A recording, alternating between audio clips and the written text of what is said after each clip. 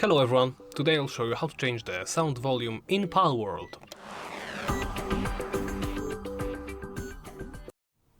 Let's begin by opening the options menu. From here, select Sounds. Here, under Sounds, in Sounds is the sound volume. Here you can change the master volume.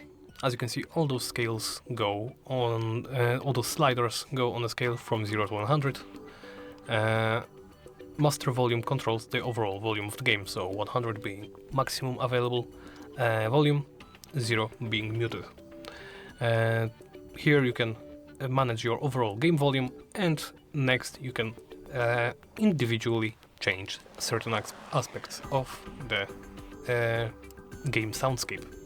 There is the background music, or BGM. Changing this slider will change the volume of the music. SE slider is responsible for the sound effects. UI is responsible for the user interface. So, for example, this menu. Voice player will change the volume of the player voice. Voice NPC does the same for NPCs, and Voice Pals does the same for Pals. There are also ambient sounds which volume can be controlled right here.